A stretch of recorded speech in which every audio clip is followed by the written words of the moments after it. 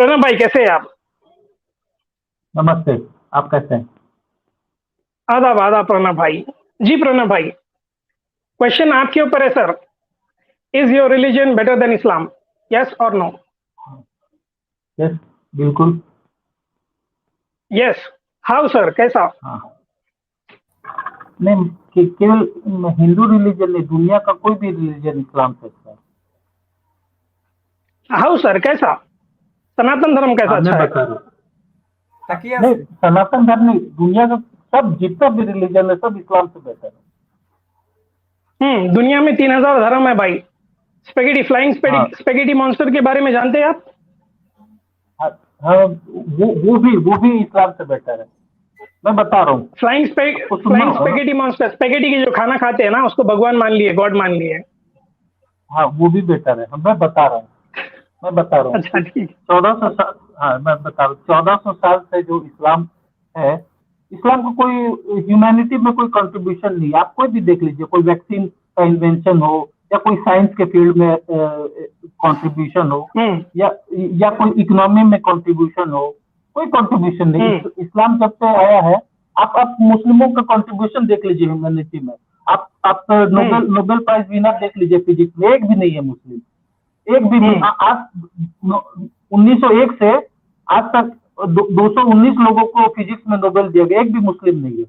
आप कोई भी अच्छा वैक्सीन ठीक है। का देख लीजिए, कोई ठीक है। वैक्सीन बनाए मुस्लिम या ओके। नहीं। ह्यूमैनिटी में कोई ओके प्रणब। डेवलपमेंट में ओके। कंट्रीब्यूशन देख लीजिए, कुछ कितने नहीं। ब्राह्मण नोबेल प्र, पाया है भाई, प्र, कितने ब्राह्मण नोबेल प्रणब पाया भाई, है? प्रणब भाई, ब्राह्मण प्रणब भाई, प्रणब भाई, ब्राह्मण प्रणब भाई, hold on your horses.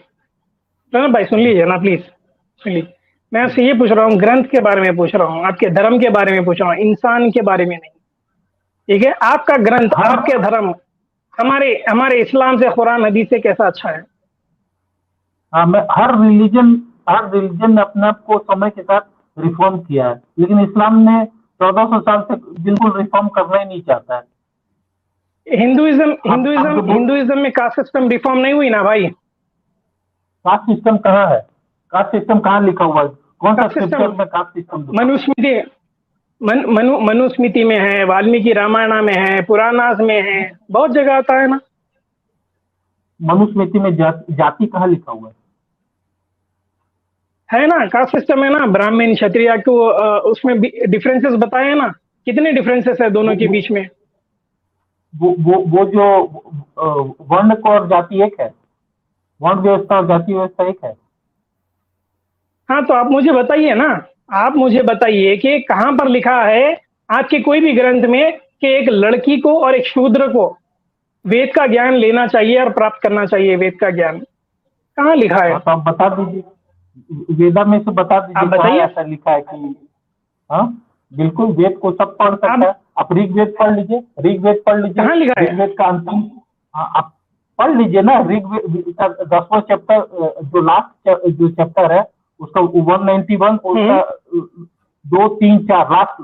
Rigveda का सबसे लास्ट 3 तो पढ़ लीजिए, बात क्या आपको लिखा पूरा है? हिंदुइज्म समझ में आ जाएगा। उसमें लिखा हुआ है क्या लिखा है उसमें? सभी के दिल। उसमें लिखा हुआ है कि सबका संकल्प एक होना चाहिए, सबके विचार एक एक होने चाहिए, सबके दिल में भावनाएं एक होनी चाहिए, ये लिखा हुआ है। मैं ये है सवाल हिंदुइज्म। मेरी मेरा सवाल क्या है भाई? मेरा सवाल स्पेसिफिक है ना मेरे भाई। मैं ये पूछ रहा हूँ, कोई लड़की को वेद पढ़ने की इजाजत है क्या? कोई शूद्र को हाँ, बिल्कुल है। वेद पढ़ने की इजाजत बिल्कुल है। है क्या? कहाँ पर लिखा है? बिल्कुल है।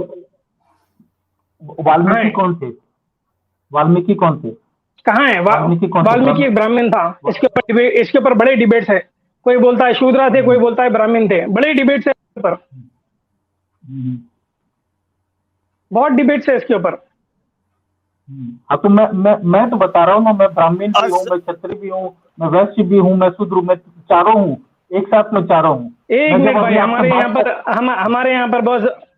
प्रणब भाई एक मिनट, हमारे आमिर भाई यहाँ पर आ गए हैं। अस्सलाम वालेकुम रहमतुल्लाहि बरकातुहू। आमिर भाई, वालेकुम अस्सलाम इस्तकबाल है आपका। रहमतुल्लाहि व मोस्ट बरकात। Welcome brother. जनाब जनाब जनाब क्या कहिएगा। A1 फर्स्ट क्लास सर, जिंदाबाद। और मैं बड़ी माजरत चाहता हूँ सैम अल्हम्दुलिल्लाह भाई, अल्हम्दुलिल्लाह। मैं बड़ी माजरत चाहता जी हूँ, थोड़ा मैं लेट हो गया। और बड़ी मजे की आपकी गुफ्तगू चल रही है माशाल्लाह, चैप्टर 2 चल रहा है, अल्लाह आपको जाए खैर दे। अगर सैम भाई आप थोड़ा सा इजाजत दें, आप तो बात चला रहे हैं, प्रणब भाई बड़े जी धड़ल्ले के साथ एक बात कर रहे हैं कह रहे हैं जी इस्लाम ने क्या या मुसलमानों ने क्या दिया इस दुनिया को, या इस्लाम ने क्या दिया इस दुनिया को? कुछ नहीं दिया। कुछ नहीं दिया ना। अच्छा, कह रहे हैं जी कौन सी इन्वेंशन की? प्रणव, अलजबरा किसने दिया है, बता सकते हैं? भारत में वहां से अल बुरूनी सब जो भारत में है ना, भारत में आके सीख के गए वहां पे।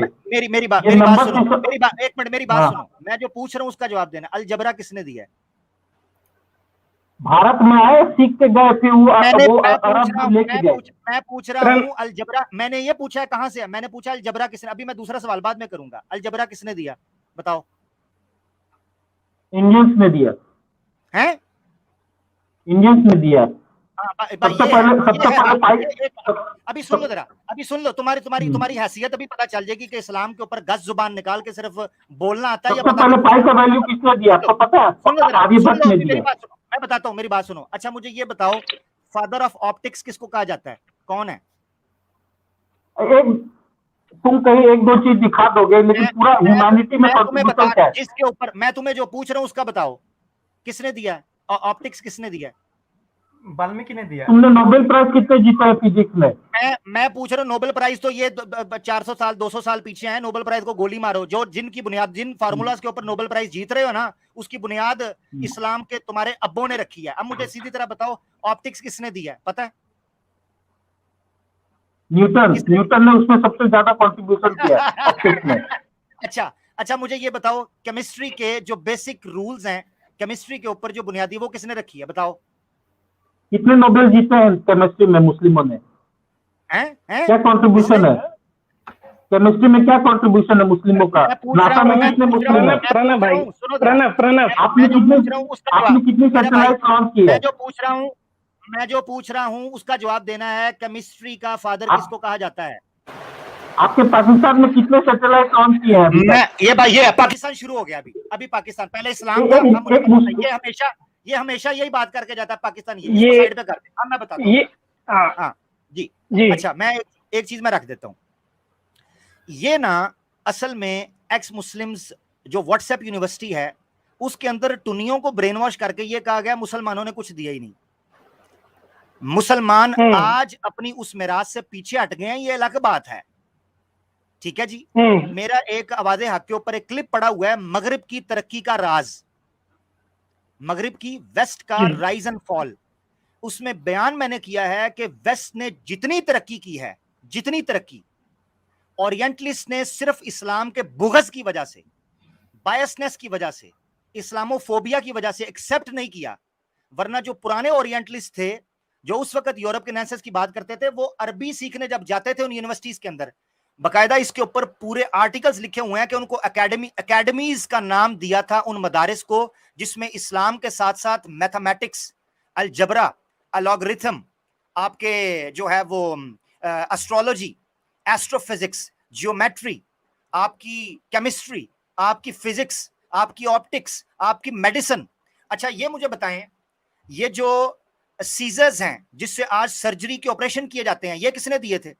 आपको पता है कि स्पेन अल कुर्तुबा के अंदर मुसलमानों ने जो तजर्बे किए थे, कुर्तुबा के अंदर, स्पेन के अंदर, जिसको मुसलमानों का अंदलुस कहा जाता है, अंदलुस के अंदर जितने बड़े बड़े मुस्लिम साइंटिस्ट थे जो यहां से गए थे बनु उमैया के दौर के अंदर, बनु अब्बास के दौर के अंदर, उन्होंने जाकर ये बात रखी वहां पर कि अगर मुसलमान वेस्ट में ना आते तो जितनी सर्जरी की, मेडिसिन की, इल्मुल जराहत जिसे कहते हैं, एक है इल्मुल दवा, इल्मुल जराहत यानी सर्जरी का इल्म, सारे का सारा मुसलमानों ने दिया है। ये जो सीजर्स आप करते हैं, चलें छोड़ें, ये तो वो बातें होगी ना जो इससे म्यूजिक, जो फिलॉसफी ऑफ म्यूजिक है, आपका वायलिन किसने दिया? आपके मुसलमान म्यूजिशियन ने। आपका तबला किसने दिया? तबला तुबला ये सारे। आपका गिटार किसने दिया? वायलिन किसने दिया? माउथ ऑर्गन किसने दिया? ये सारी चीजें आप स्टडी करते हैं, डीप रूट, फ्लूट किसने दी? डीप रूट करते हैं, जाकर आपको पता चलता है कि मुसलमान अपने उरूज पर थे। अच्छा फिर बात करते हैं साइंस की फाउंडेशंस के ऊपर। ये सारी फाउंडेशंस कुरान के अंदर से निकली हुई हैं, मैं साबित कर सकता हूं इस चीज के ऊपर। और एक बुक है, बकायदा थीसिस लिखे गए हैं, यूएन के वो साइंस के जो बड़े एक्सपर्ट थे एडवाइजरी के अंदर वो रहे हैं, मैं उसको पीडीएफ में आपके सामने रख दूंगा। इस्लाम एंड मॉडर्न साइंस के नाम से आर्टिकल्स हैं, जिसको पीडीएफ चाहिए होगी मुझे ईमेल करें, मैं उनको पीडीएफ सेंड करूंगा, डिटेल्स पे बयान किया। अच्छा एक मैं और चीज यहां पर रखना चाहता हूं, आज कैमरे की बुनियाद के ऊपर जितनी तरक्की की जा रही है वीडियोस इब्नुल हैसम, ऑप्टिक्स है, इब्नुल हैसम को आप मुसलमानों को निकाल दें, आपको पता चलेगा। अल्लामा वहीदुद्दीन खान जो इंडिया के थे, उन्होंने एक किताब लिखी है, ठीक है, मजहब और जदीद चैलेंज। उसमें उन्होंने स्टार्ट का जो पहला पोर्शन है वो बयान किया है कि क्या इस्लाम को साइंस के साथ कोई मसला है, और असल में इनको खुन्नस क्या है, जो लिबरल सेकुलर साइंटिस्ट का दावा भरते हैं, उनका मसला क्या है। वो इस्लाम को एक मजहब के तौर पर देखते हैं, जबकि एक दीन था, एक सिस्टम था। खैर, उन्होंने उसमें बयान किया है कि इस्लाम अगर वेस्ट के अंदर ना आता, इस्लाम अगर वेस्ट के अंदर ना आता तो ये उसी तरीके से गोबर उठा रहे होते जिस तरीके से हिंदुस्तान के अंदर ना आता तो ये गोबर उठाते और मूत्र पीते रहते। एक किताब मैं रिकमेंड करता हूं जो लोग उर्दू पढ़ सकते हैं, मुझे नहीं पता वो इंग्लिश के अंदर है कि नहीं, मुझे नहीं पता। डॉक्टर गुलाम जिलानी बर्क की किताब है यूरोप पर इस्लाम के एहसान। अगर किसी में आंख है तो वो किताब पढ़कर देखें। मैं एक एक चीज की डिटेल आपको बयान करूं, इंसाइक्लोपीडिया के अंदर लिखा हुआ है, एक एक चीज उन्होंने डिटेल दी है कि किस मुसलमान के नाम के ऊपर ये चीजें रखी गई और उसको चेंज कर दिया गया। ठीक है, अच्छा अब आप आ जाएं, ये तो उस चीज है, तिब के फलसफे के मकाम पर आ जाएं। आप इब्ने रुश्द, सारा यूरोप का ग्रीक फिलॉसफी को जो रिवाइव किया है इब्ने रुश्द ने किया है, जो वेस्ट के अंदर रहता था। इब्ने रुश्द को आज भी ऑक्सफोर्ड यूनिवर्सिटी के अंदर पढ़ाया जाता है।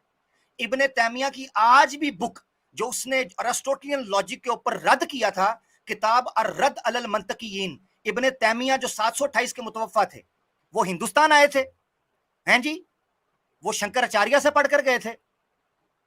अच्छा, इब्ने तैमिया जो हैं उनकी किताबें आज भी रिफ्यूटिंग टू अरिस्टोटेलियन ग्रीक लॉजिक के ऊपर, अरिस्टोटेलियन लॉजिक के ऊपर रद्द पेश किया है, जो ऑक्सफोर्ड यूनिवर्सिटी प्रेस से छपा हुआ है और वहां पढ़ाया जाता है।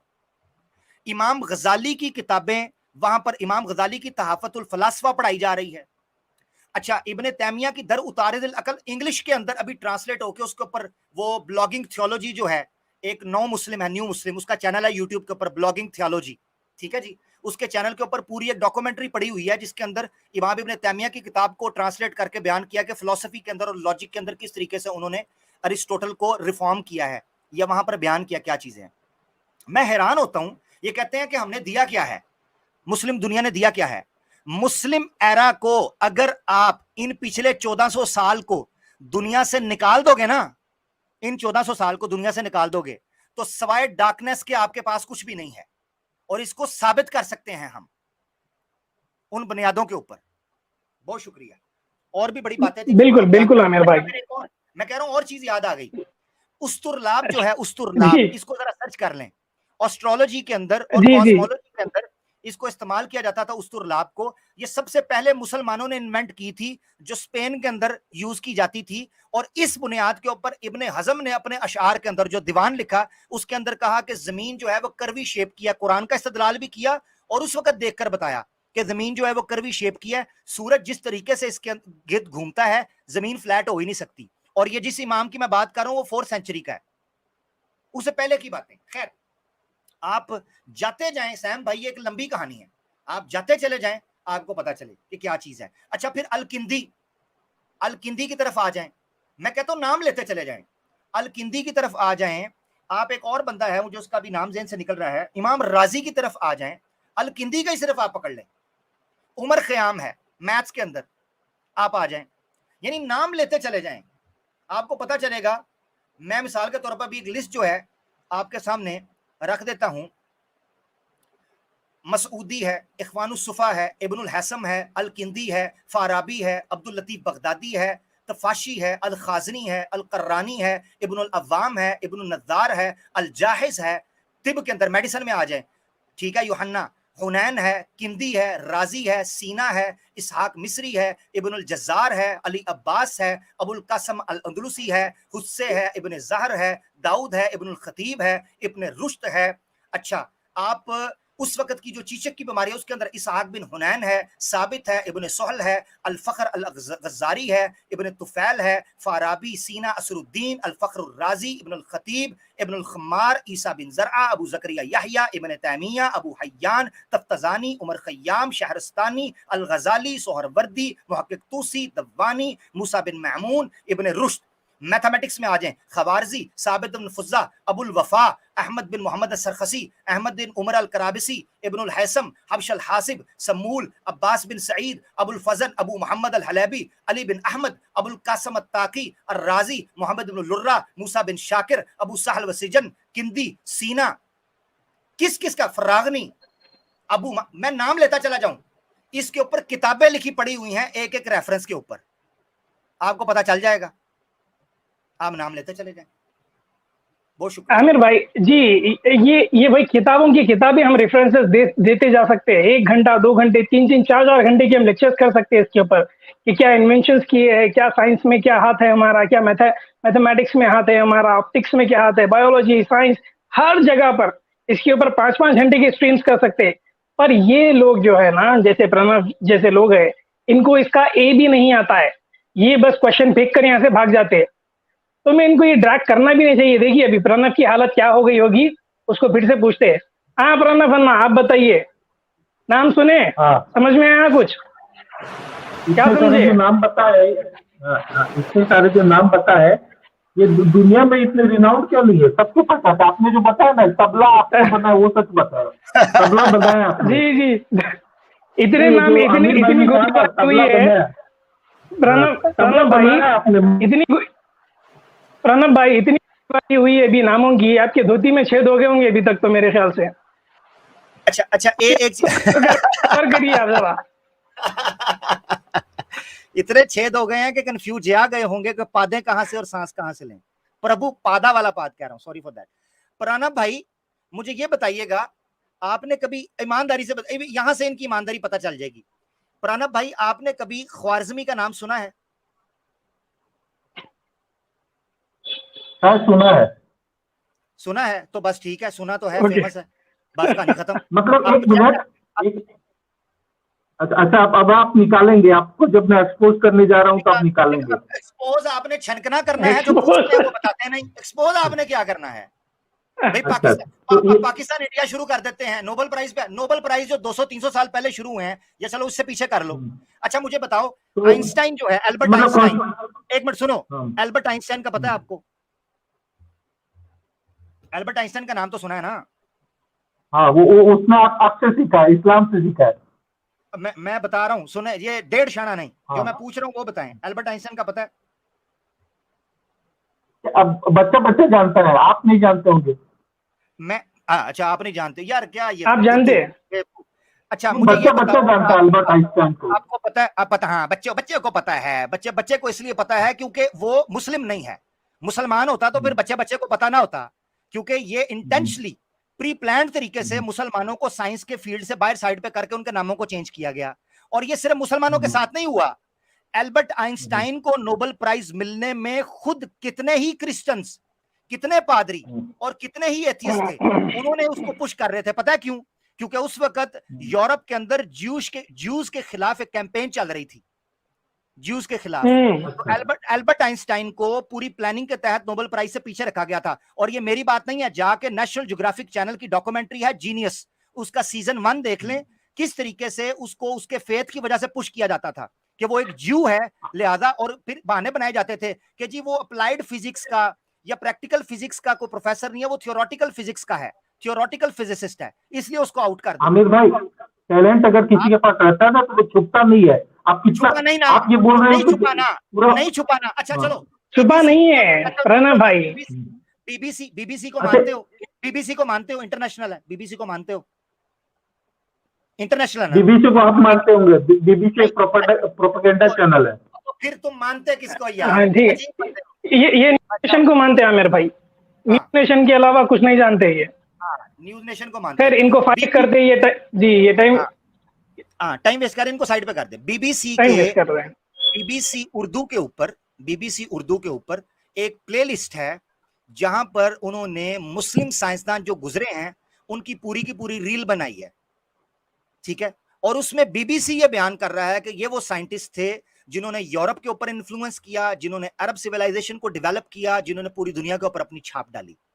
ये बीबीसी उसको रिकॉर्ड कर रहा है। मेरे लिए बीबीसी ऑथेंटिक नहीं है, मगर मैं आपको बता रहा हूं, आप कह रहे हैं रिनाउंड क्यों नहीं है, जानता क्यों नहीं। आपके दिलों में मुसलमानों के लिए नफरत इतनी डाल दी है कि मैं आपको वल्लाह बता दूं कि अगर कोई मुसलमान आज कोई चीज इन्वेंट भी कर ले। अभी रिसेंटली एक बंदे ने जो एक हार्ट ट्रांसप्लांट हुआ है, अभी रिसेंटली हार्ट ट्रांसप्लांट हुआ है, वो एक मुसलमान ने किया है। अब उसके ऊपर सारे स्ट्रीम कर रहे थे, कह रहे थे नहीं जी नहीं, वो मुसलमान नहीं है, उससे जाके इंटरव्यू लो, पता नहीं क्या है।